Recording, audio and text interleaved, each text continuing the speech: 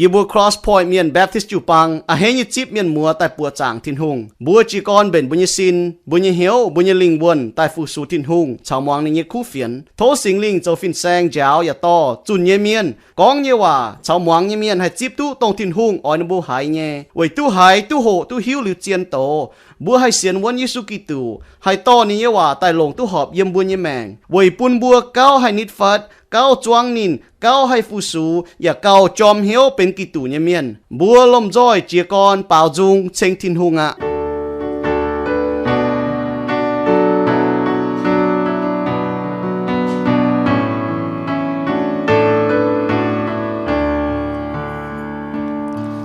Giêsu bùa bùa hỏi chủ minh Nzung caux phiêu bùa choang miên hiếu tu chiên chiên nhẹ mèn mai miên tham cho xây mai kèn hiếu tu chiang mèn nhẹ phiền mai tây miên cha kèn mai làm khao tỏ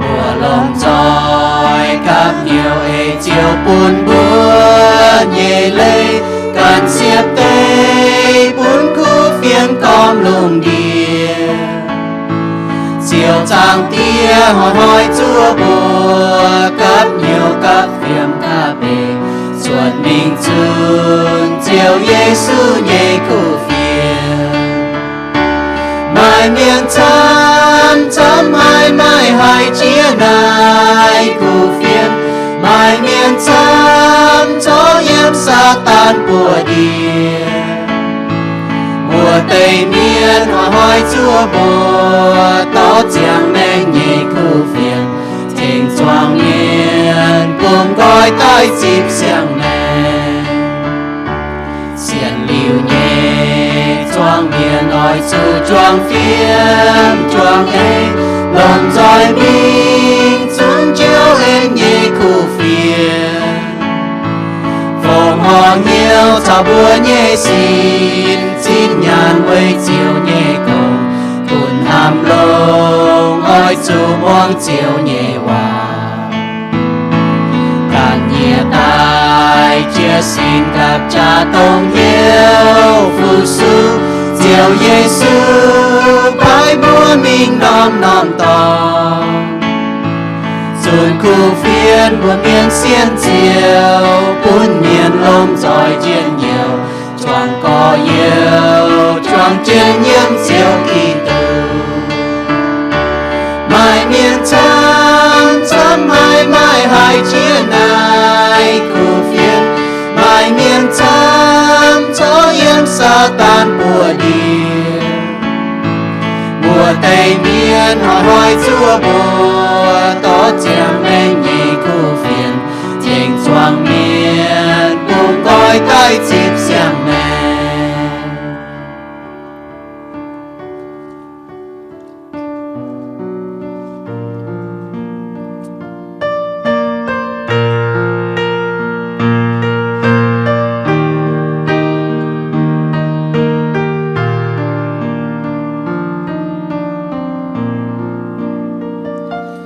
la la nhẹ mèn hàng non tăng to mai tây chiếu trên chân cho mai tây yếm chiếu nhẹ sinh linh tài phình bùa nhẹ linh buồn bùa hàng tăng chân chiếu nai lùng địa to chiến chiếu nhẹ chân mình chiều moang nhẹ to lo mai làm hàm nhẹ yêu muốn nhẹ miên đơn chân chiều nhẹ chân buồn miên mang tu buồn to chiều nhẹ chân mình buồn bà miên to chiều nhẹ chân mình buồn bà miên quang khẩu nhẹ có yêu ngày mai hai chiều can to mê nhẹ men tai phùng buồn Giêsu quang giáo nhẹ tỏ diệu khâu quang nan chi có mấy nhẹ yêu dao an diệp chẳng chào có chuyến chiều nhẹ chang mình chiều hoang nhẹ tòng lo nhớ dạo nhẹ miền chú chui đồ chiền ăn chiến chiều nhẹ chang buồn miền mang tu quan có chiều nhẹ chang mình buồn bà miền có chiều nhẹ chang mình buồn bà miền búa bên nhiệt hoàng tỏi mai hiếu chuồn khu phiền buồn chiều nhẹ chang còn lùng đĩa nhị miền tao cao thổ chẳng tiền tình Giê-xu nhé buồn búa dâu tăng trang yếm hoàng nhẹ to chuyến chiều nhẹ trang mình chiều hoang nhẹ to lo mai làm hàm nhẹ lo tiếng lại miền ngăn chiến chiều nhẹ trang buồn miền mang tu quan to chiều nhẹ trang mình buồn bạc miền to chiều nhẹ trang mình buồn bạc miền. Ôi mi thiền ham chẳng tía chết thiên hùng chứว่าไม่ต้องใจลุงใจดาวไม่อยากใจบัวอยากบุญยีบัวป่าเมียนให้หลอดปวดมาเจียวทินหงมาเสวยเจียวนี่เองปุยบัวให้หลอดปวดแรงจริงให้เจียวอีสานยีบัวจวงเกนายออกสู่เจียวเชงเจียวถ่ายเจียวอย่าตั้งยีบัวมองเจียวนี่ว่าตรงเจียวยาวมีว่ายุ่งเจียวแรงจริงให้อย่าตั้งแทงกินไว้ปุยให้มาชงเมงตรงนินเจ้าเนี่ยปุยให้กองตายให้อ่อนเมียนให้แทงเมียนยุ่งเจียวแรงจริงให้ใจบัวนอนตาเก่าเต้นเจียวบัวเอเมน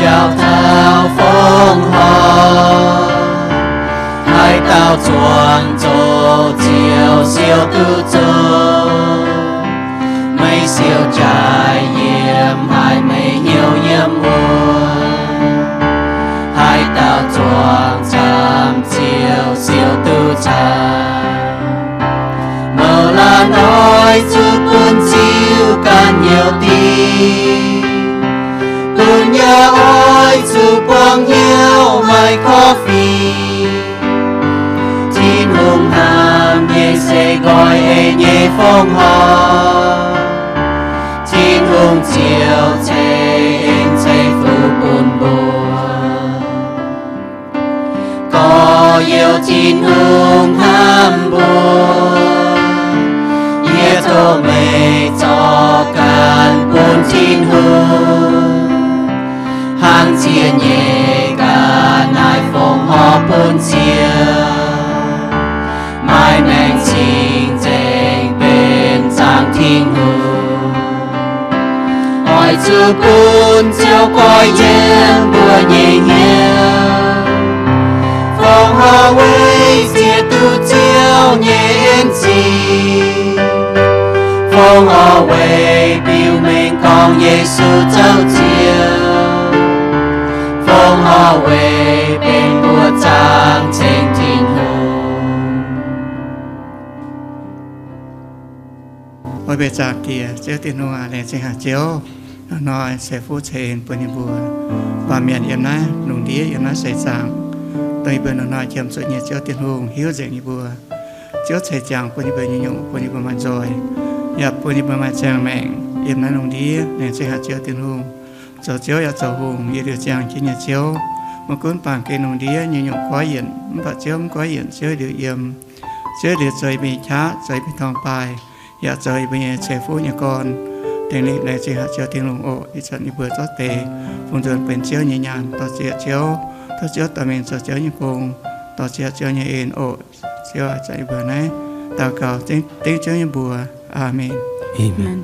Yêu con bùn bùn miền mùa tỏi yêu kinh hải lãnh sinh hàm mùi trung chăm mùa thành chi bùa cáo mùa bùn chín nhàn mùa yêu bùa dọn tại mà tới mùa tại chỗ hàng bùi bùn nhàn hải mùa kinh chip tuy bùa nông hiếu hải chip tuy bùa yêu bùa lãnh sinh hàm mùa yêu con hiểu mùa thành chi bùa cáo mà yêu can là chúng giao thầy can nó yêu giao thầy nhà ma thầy tây bùa ham con bùa mình hải đại con mà yêu giao thầy nhà ma thầy tây ham vậy thì tôi có yêu con mình ma bùa tung giao thầy bùa mình tôi nhà mình giao thầy bùa nè hai thành tôi nhưng cái gì mình chỉ giao thầy bùa là cái gì Tin-Hungh nè ni bên giang rồi ni bên giang rồi ni oi bữa cho Tin-Hungh công ni bên giang bùm bùa mẹ có mình mà mang ibu cái ha chỉ bia ibu last 5 years ibu cái ha bia hàng giải phò cái ha bia hàng họ mang cái ibu chúng ta mai bia yếm mai hiu cái này bả Tin-Hungh hiu cái này ibu chiếm cho ni bên giang rồi hàng này mình mang cái ha chỉ ni hàng ibu rồi nhắm trong cá bung nữa hiu cái này à ni bên giang rồi bùn ibu mình chỉ giao thầy ibu yêu tôi giao thằng bùa mới hay con chân mà cao à kén họ tôi giao thầy bùa anh con mà vẫn tôi giao thầy bùa mà bùa hành to đi bùa nông hả bùa là chui miền bát Tin-Hungh chung game bùa cho Tin-Hungh chung nông bùa cho Tin-Hungh công này tông này bùa chung hải lãnh sinh hả Tin-Hungh ham ý con bùa nhưng mà bùa Tin-Hungh ham là cả ham nhưng mà con bùa mình hiểu được là mà con mình vẫn giao bởi ta chẳng giao như cái gì tự nhiên ham chơi gì lừa sẽ chơi ham tự nhiên nhiệt tế hay là những con nằm câu bùa gì con nắn xe là mà nắn xiên mà con hăng non nè cái gì mình hiểu được tự nhiên ham chơi ham tự nhiên vì hăng em bởi mình hiểu được con hăng non là Tin-Hungh như ham là cả đau chỉ à bố con bố ham bố tự nhiên chăm hải bố bên tự nhiên bố ham bố chơi chăm hải bởi mình hiểu được con Tin-Hungh như ham là cả đau à nè ham bố cả chăm ham bố cả đô cái gì nè tổ ta chế bố ta ham bố cả bố giao thật bố chơi bố giao thật tự nhiên nó dù giao cái gì mình hiểu được nha Tin-Hungh là nhung là nè cả ham chỉ bố chăm chỉ nè hiểu kinh anh con yên chỉ giao cái gì mình cố bởi hiểu được con mà như có chán nhảm như này nếu mà cho Tin-Hungh cố bạn sẽ có này hay là bạn mang cho nhà mau bên nhé Tin-Hungh bên sáng phân bữa tại yếm cho này hy vọng hay yếm này bạn phân bữa mà hiếu ham nhà mau bên tại mang nhà mau bên hàng nó đi hay bụng tôi gọi như hiếu mình cho Tin-Hungh công sẽ có này bạn hiếu tôi bữa mà nó kêu bằng như miền bữa mà tên này tại bữa yếu phải chặn hô thái chặn á bữa yếu chơi à tại phải chặn yếu bữa hô thái chặn á mà tế chúng hay xiên cho cả hô cả hàng gì bạn hiếu tôi con bữa hôm nay nè bữa hay on tôi nhà mau bữa hiếu nhé mà tế bữa kho thái mau con hoàng bữa thái mau bữa thành nốt cáo kinh on tôi nhà hiếu hải ít duân đây là lại bữa miếng đi bữa duân tại bữa như có giáo Ging-Sou hải bữa xem phim cả hô bữa cả Tin-Hungh nhưว่าอย่าon cho nhà hiếu bữa hiếu con bữa mà xem Tin-Hungh bữa xem phim cả hô cho mình nè phải on như bữa hiếu yếm cô nhé như kho duân thái mau con hoàng mà con một nhìn trái tao một chỗ cái nhàn và han non này kinh on tôi nhà hiếu hải cái gì con Iu-Mienhไปnhàมาบนโดcái gì máy nó kêu băng bữa tạiเป็นhoang tỏiแต่เดี๋ยวมื่อแต่แทงจนมื่อเช้าเนี่ยเดี๋ยวห้างนอนนี่กินแรงจริงหายบัวก็สิยิ่งมีเงี้ยปุ่นตัวก้อยเหี้ยวมีเงี้ยหมายว่าพีซหายมีเงี้ยนี่แกหายแรงจริงหายบัวมาเต็มมาก้องบัวห้างหายแทงให้ยุ่งเยี่ยบัวไปคือตัวก้องบัวกินแทงบัวช้ำหายไปบัวจนป้าในบัวหลุนยี่บัวก้องบัวแทงที่บัวหายช้ำไปคือตัวก้องบัวน่ะกินแทงที่บัวหายอย่าแรงจริงหายเลยอย่าหมายที่มีเกรซี่ชิคกี้เขาจะไหนคือที่บัวมีเนาะตัวหอยนั้นเนี่ยมีถ่ายมาบัวยมเนาะnhà má vấn độ là cái hại hết à thì giờ thấy con giờ nó làm phải con khi tôi con ý kiến hết à với lại muốn hại auntie với hiếu nữa. But I'm not quite sure what Maaih said, but I know it was from the heart, and we do thank you. We thank you for the family, the friends, and support, and we really do thank you for praying. So today I have just a word from Revelation, but before I start, we just have a quick video we want to show you. นี่ก็หลายจริงอ่ะนี่ที่ตัวนี่เอากล้องยุ่งป่าเลยด่างนี่กล้องคู่เฟียนเจ้าอ่ะบัวหมั่งตังว่าฝั่งนั่งนะฮะ So last night I took the camera from the phone and I said to Tears and Talia, record something, and this is what they did. นี่ก็หัวนี่เจาะว่าจิ๋วจะกันนะเห็นในเสียบกล้องเตะหว่ามาเนาะนี่กล้องยังหว่าข้างนอก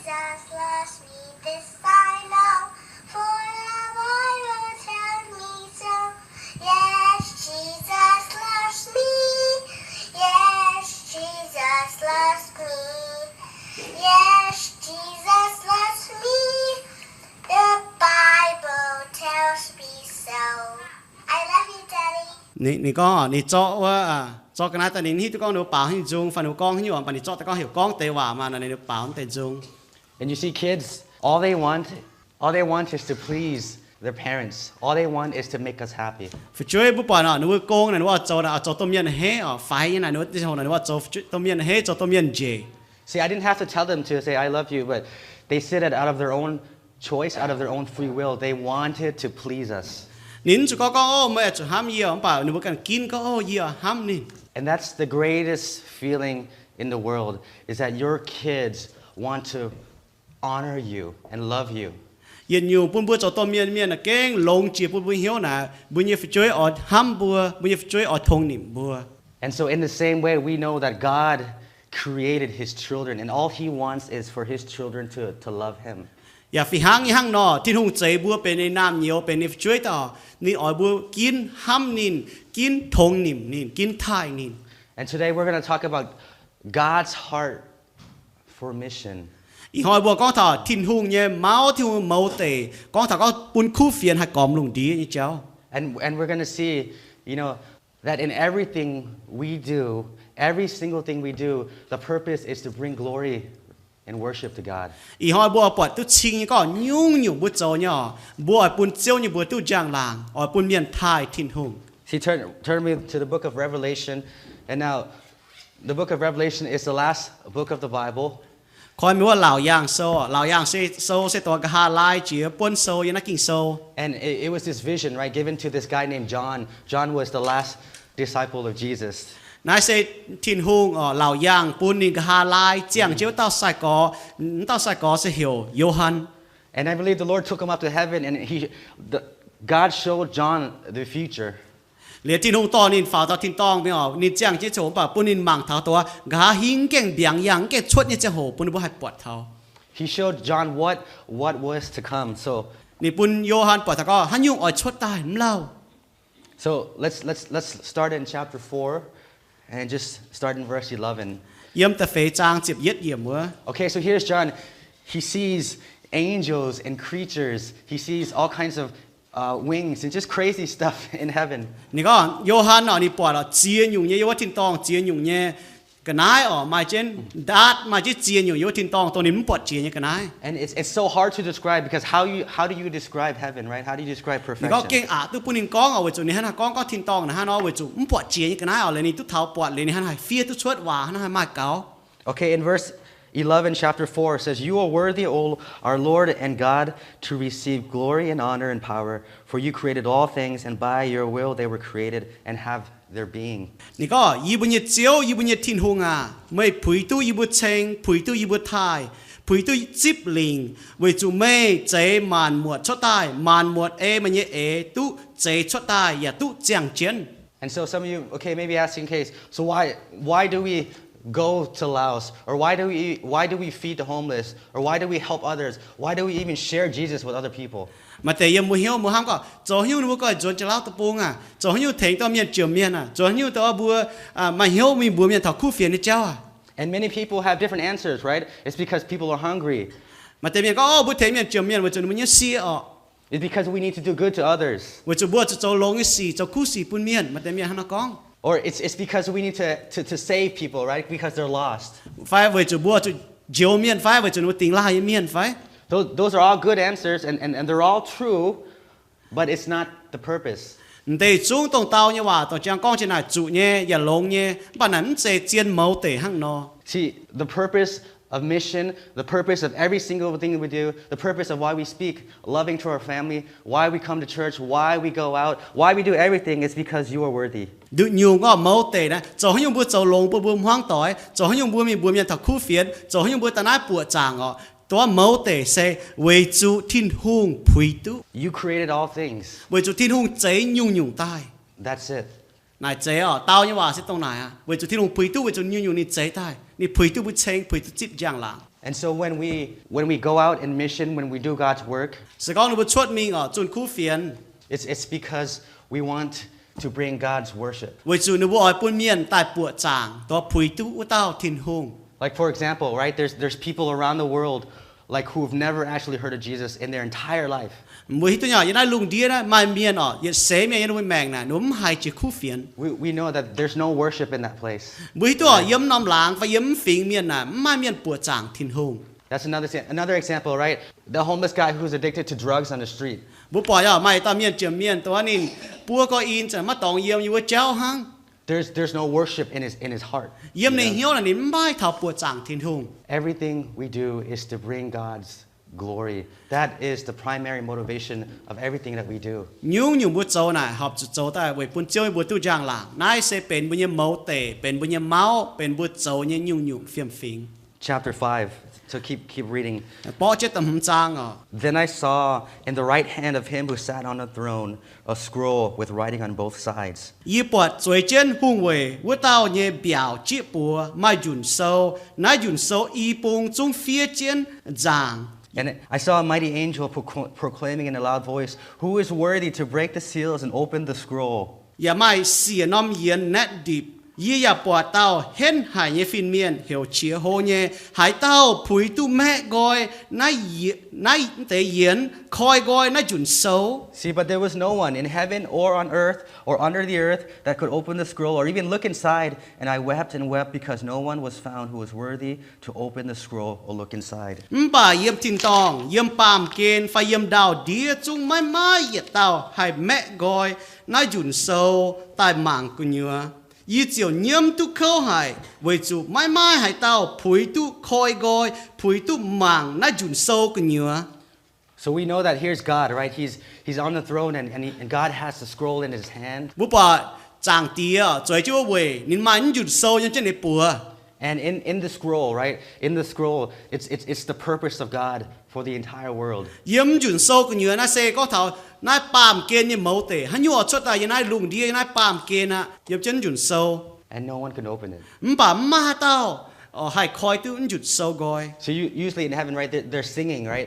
But right now, it's silent. เยี่ยมที่ต้องช้ำเนี่ยจังโหนเราเปล่าจุงป่าเยี่ยมน้ำจังโหเซจริงเนี่ย No one is worthy to open it. And here's John, right? John is just crying. ไว้จุมาเต้าให้ผุยตู้คอยหยุดโซเหลียปวดเต้าโยฮันนี่ปวดเจนเดี๋ยวนี้เยี่ยมตู้เข้าหายไว้จุนี่ปวดถามมาเต้าคอยตู้หยุดโซ There is no hope apart from Jesus. นั่นแหละปุ่นชิงบุมังท่าชวดหรือเยซูกิตูบัวมะล่ำข่าวตองมะล่ำห้ำตอง See, our purpose on this planet is to bring about God's glory, right? And we do that by sharing Jesus. เยี่ยมนายเสจางบุญยเมาเตะสกองบุญยเมาอ่อยปุ่นทินหงบัวตู้จางหลังให้ปุ่นทินหงบัวตู้จางหลังนะบัวให้บัวเมียนข่าวเยซูกิตูปุ่นเมียให้เสียนข่าวเยซูกิตู And so maybe you've asked the question, what happens to people who've never heard of Jesus and they die? บัวนายกับมุกันสกองตรงให้เยซูเมียนตายอยู่เมียนนะฮะเนาะ What do you think happens to people? บัวเสียนก็ฮะเนาะ We feel bad, right? Because we know friends and family and we don't want to talk about hell and eternal punishment. บัวหมอยกองเท้าไว้จูบัวไม่ต่อยมามัวต่อยมาเจ้าต่อยโอ้นายเตยอยู่เจ้ามีนายกินข้าวหายบัวหมอยกองเท้าบัวจะเจาะชดบุญห้ามเจ้า See, but Jesus actually talked about it like more than any other subject. He talked about judgment. เยซูกองเท้าติ่งจุยก็เท้าติ่งอยู่เจ้าเก่าช้ำเจียนยุ่งหัวเต้าในกองเท้า Because sin is real, right? ไว้จูจุยเสียเจียนเนี่ย Like without Jesus, we would be nothing. There would be nothing for us. สก็มาเยซูกิตูเนาะบัวเก่งมาลำข่าวตองบัวเก่งให้โจยุ่งให้เจียวบุกัน Romans chapter 1, right, talks about how God shows His creation to people. โลมาโซติยจางกี่โซนี่ก็ถ้าก็ทินหูฮันเอาปิวเม่งเท้านินเยี่ยมนินใจตายยังกันได้ And it says, although they know God, they did not glorify Him. They saw God in creation, but they did not glorify Him. หนูหิวตุทินหูเนี่ยป่าหนูเจี๊ยตุปวดใจตายกันได้หิวตุก็มาใจตายว่าเต้าเจียวเนี่ยป่าหนูปุนยางหลังตัวใจตายว่าเต้า So instead, they worship idols and trees and statues. เรียนหนูจะไหนจางใจยุ่งเต้าเจียวหนูจะไหนจางใจตายยังกันได้ So that's what we did, right? ชินด่างบุ้มป่าห้างนอบุ้มจางใจตายว่าเต้าเจียวบุ้มจางใจตายยังกันได้ And there's people who continue to do that every single day. They worship statue and trees and idols. อีจันน่ะฝีห้างมาเมียนแต่หอยห้างนอหนูจางใจตายกันได้จางเจียนจางนงปัวด้านใต้นงปัวโจตายยังกันได้จางนงปัวหวาตายยังฝังไฟSo here in America, what do we worship, right? We worship our job, we worship money, we worship security. ยังไม่กลัวตัวปุ่งบุจางบุญโกงจางบุญญานจางตัวบุญมาลำเขาตอง Sometimes we even make the excuse, we worship community, right? We worship each other. มาเตะบุจะก็โอ้ยี่จางยี่ต่อยส่วนยี่ต่อยนะเก่าเจียนเจียทินหูอยู่เอเลยนะฮังนอ We're not willing to step out of our own community to go to the unreached. Nếu buông ngồi suốt tông bún như tỏi ở lên mình tao tôi lo xiang tỏi tại buông nó thảo khu phiền như cháu. So the purpose is to glorify God. So mẫu tề, yên ai sẽ chẳng sẽ bún chơi bún tu giang làng. And there's no hope apart from Jesus. Sự con cho lý Giêsu ở miền mà làm tòng khảo. But let's keep reading. Bà trong bút tổ chứ gì nó bút bọn ha. Verse 5. Okay, then one of the elders said to me, "Do not weep. See, the Lion of the tribe of Judah, the root of David, has triumphed. He is able to open the scroll and its 7 seals." Vua tế miền cổ mai tàu bùa yê, mai tung nhiễm màng ma, Juda phình như xiên, David hung như chạy phun, tu hình chiều hay, mẹ gọi vua tế xìa nóm yên, khói gọi vua dùn sâu. Then I saw a lamb looking as if it had been slain, standing in the center of the throne, encircled by the 4 living creatures and the elders. He had 7 horns and 7 eyes, which are the 7 spirits of God. He came and took the scroll from the right hand of him who sat on the throne. And when he had taken it, the 4 living creatures and the 24 elders fell down before the Lamb, and they sang a new song. Yi chiều bọt mai tàu bạc kỳ dùng tòn, sâu chiến hung về bù đông, anh mai vua tế bìa tàu nàng như cái nái, cháu vua tế miền cổ miền về chiến nín. Bọt nái tàu bạc kỳ dùng tòn, hăng trụ tái chiến nó, nín ya mai xỉa nóm chong, xỉa nóm, chính, xây Tin-Hungh như xỉa nóm linh quân. Tông Tin-Hungh phái mình thảo bàm kên như nóm tòng, bạc kỳ dùng tòn chiều mình chó, yiem Rồi về với tao nhé biểu chia bùa với dùn sâu tai Nì cho với chàn với tế bia tao nàng như cái nái cháu với tế nhì cho phế tao miền cổ quầy dìa bà ký dùng to như chậm hiền Nìn bùa tao nắn chén tàn bà cháu chiêm bùn nhà mai hung Muangx Nzung xây Tin-Hungh Nhei miền tao cáo như hòa Nìn bùa nhà báo tiêu xiang Nzung caux. Jesus, the Lamb, he came and he takes the scroll and he opens it. Giêsu ở bậc kỳ dùng to là nị tại chọตัวu dùn sâu tôi nị du tao phơi tu chọ ta hăng. You see, yeah, sin is real, Với tu chui sẽ chiến nhé. but Jesus already paid. Bà Giêsu trong tài về bữa nhật chui nhé. The blood of the lamb, right? It says looks like a lamb that's been slain. Jesus already died. His blood has already been shed for our sins. Bố bỏ nhà kỳ sâu này có về chúng ta bậc kỳ dùng hăng chủ tài chiến nó về chủ Giêsu tài về bữa nhật chui nị giam giáo bữa nhật chui. It's already been shed for all the people in the world. Về chủ Giêsu tài về trung miền yên ai bám kên. Our job is to go out and to find people that God has prepared. Nếu vì công sao cho mình lo tôi Tin-Hungh liều lệ giang như miền. See, so Jesus already knows who is going to come into his family. So our job is just to go out and find those people, right? At work. Giêsu này hiểu tôi có hát tao, ỏi coi dọn tai, ní cần hiểu tới miền dọn tai, bà bùi như công bùi cho mình lo nè bùa.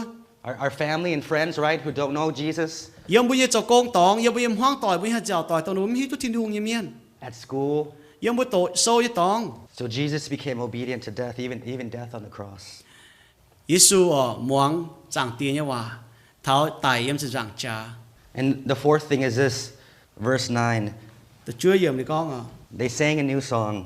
Nếu bảo thì xiang Nzung. You are worthy to take the scroll and to open its seals because you were slain, and with your blood you purchased men for God from every tribe and language and people and nation.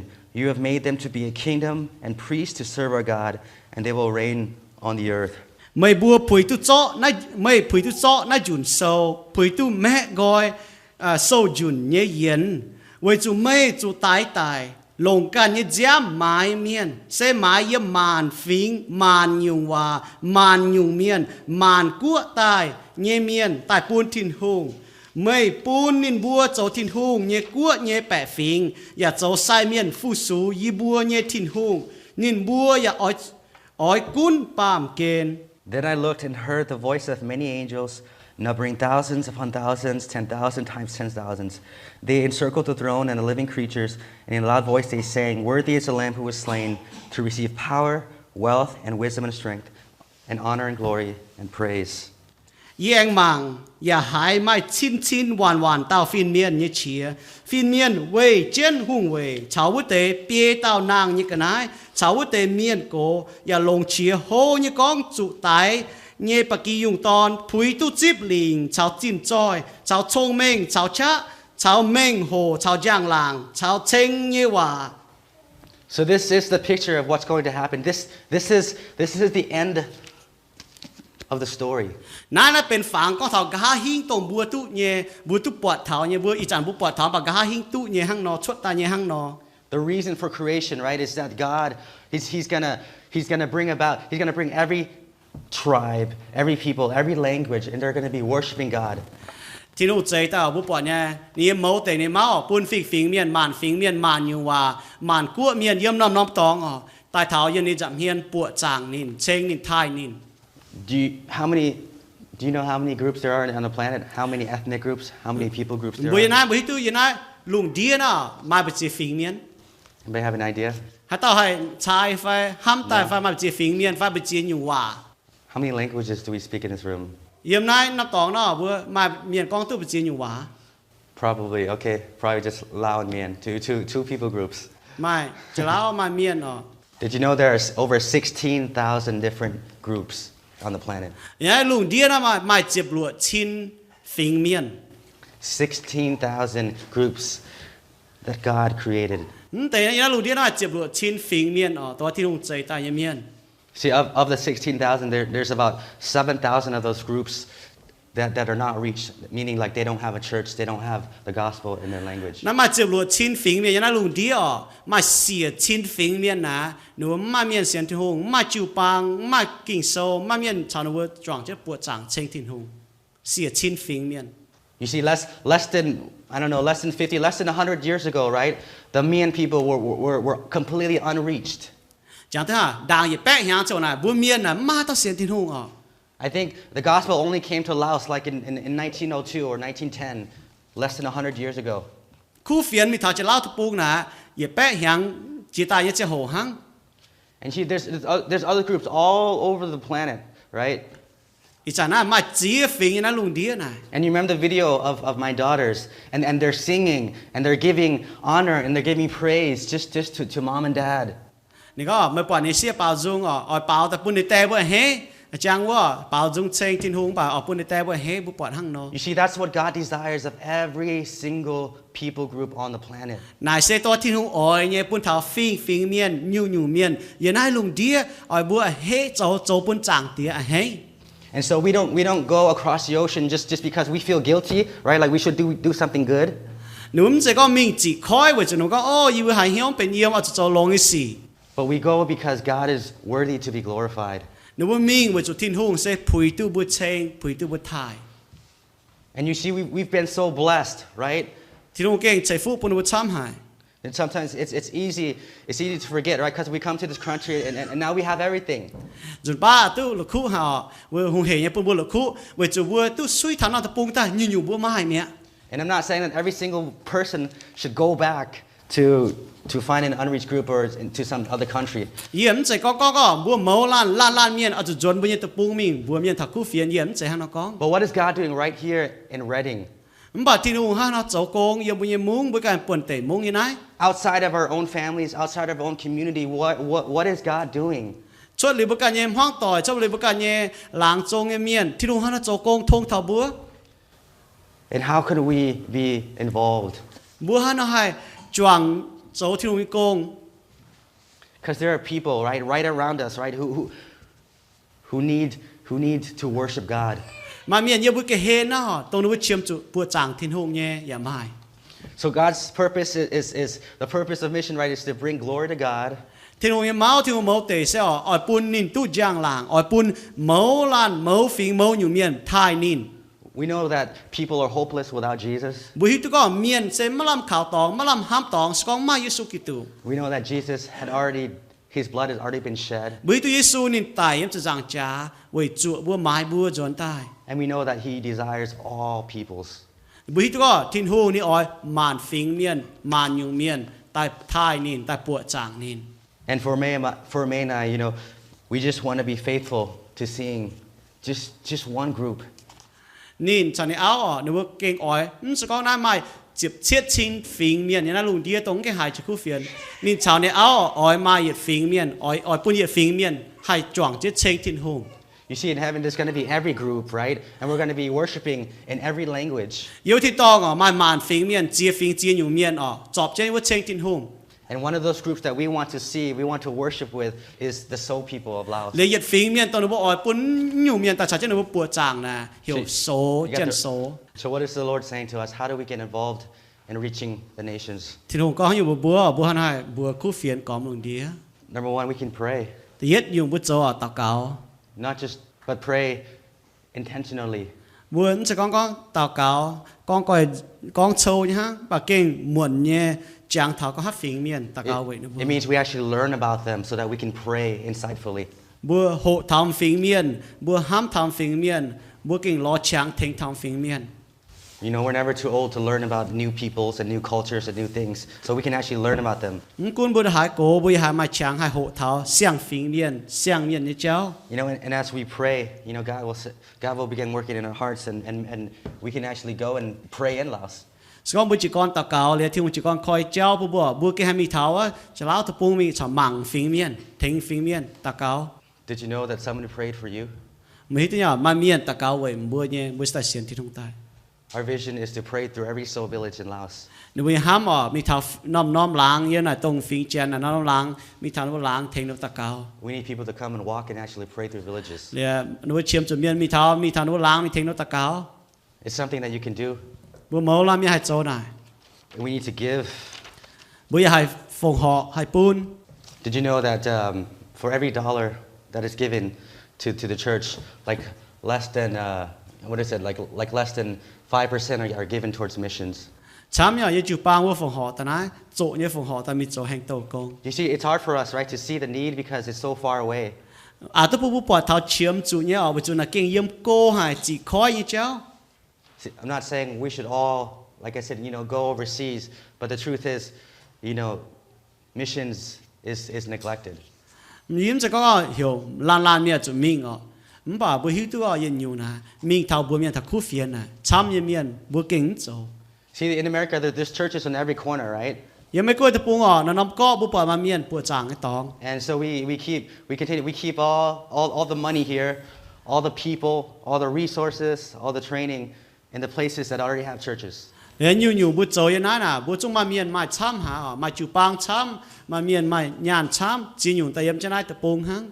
And the places that have nothing, they only get like, you know, less than 5%. And the last thing, you know, we can pray, we can go, we can give, and what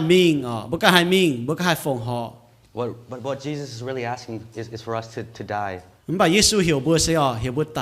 See, it doesn't matter if we go and tell somebody about Jesus. But is he the king of your heart? Tông bố ỏi nhé chiang vậy Tin-Hungh cho chiếu yếm bố mẹ như phai nải hòa hăng nó. If he becomes your purpose in life, then all those other things will be added. Sự có Giê-xu cho ta yết yếm mẹ ngọ tin nhung tông mà ỏi ỏi chúng cha bún mày thích bún mày bà cho Giê-xu cho ta yết yếm mẹ nhiều mày bỏ tin nhung nà đồng tôi trái đồng Tin-Hungh. You see, if Jesus becomes the purpose of our hearts, right, then we would be changed, right? We would stop living in sin, and we would stop doing the things that we don't want to do.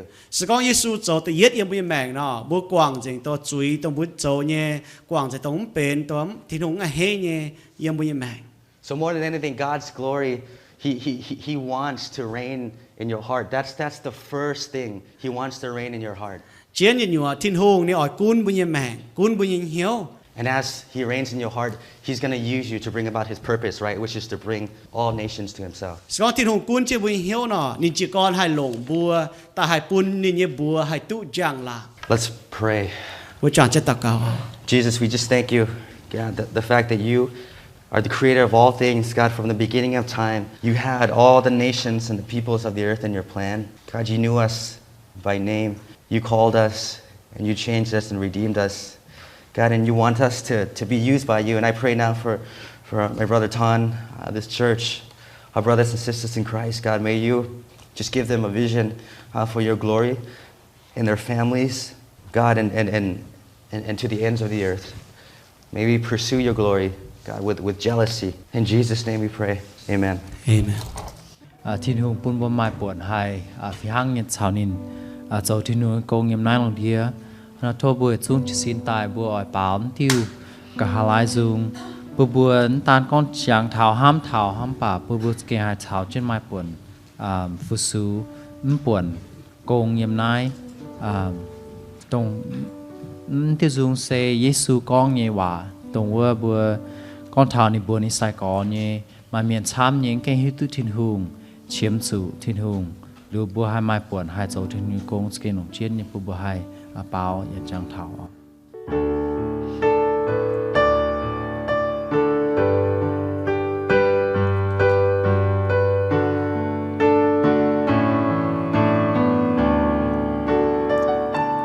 Miao yang zeng búa chu can tiền siêu bà cô miền cha kinh châu hai lông rồi thô chiều phái cùng miền tại thính búa siêu nhìn nhẹ kẹt xóa miền sám hai chú sa tan côn chiến mai ỏi buồn hiu Giêsu chiều em giao hệ miền mai hai tu chiều khó liên miền chiều mình Nzung caux phiền mai miền sam hai hàng dùng tình lại hiện hiện tại ỏi miền tranh nghìn vô yếm say sang giao máu gào cao hai tao xiên Giêsu tu chiến nhiều Giêsu xia Iu-Mienh chúa bùa chiều họp xia mèn quay can tao to chiều nhẹ chiều em mình xuân miền coi hiếu xiên tu yên Iu-Mienh chiều phải búa chuông sâu nhìn Nyei cổ phương mệnh chiều Muangx hòa chiến sâu xia bùa mệnh sâu Giêsu bơ rào man phim sâu chiều Nyei say con tình tia ton sinh linh chia quầm lên dầu trong danh thanh miền hai từ chiều lãng chính Tin-Hungh bùn bùa tu chàng tròn chân bảo dung chênh nín ya tu muang nín nhẹ bầu chun chiếu như khu phiền chiếu keng phủi tu bùa chênh phủi tu bùa thai tông bùa hải như khu phiền thô chiếu bùn bùa mà cha hay ê trên này cha ê châu tông mai keng xiên chiếu như miền thô chiếu bùn mà bùa hải hiu nín khen mà bùa tai xiên nín vậy bùn mà bùa hải tu ya liu như mèng yếm tin tòng Tin-Hungh nín keng hăm hải mà bùa nín piu mèng nín như hăm yếm Giêsu Kitô nín tai tai vậy bùa như chuối bùn bùa hải chiang vậy nín ya ỏi bùa chào nín mà chiu thong sẽ con bùa như duy nhiệm Giêsu châu chiếu bùa ya lồng hiếu xiên Giêsu tài mình Tin-Hungh em bùn nín nàng tài bùa chiếu tu diệu à xiên liu nín như miền bùa ỏi chủ liu lệ kinh chân hiếu chúa chiếu anh tài như hỏi chúa trên như giang hồ bùa ỏi chủ châu ở chủ giang về bùn Tin-Hungh họp hiếu về nãy thô bùn chiếu như bùa tu giang làng thảo bùa anh tu Bungz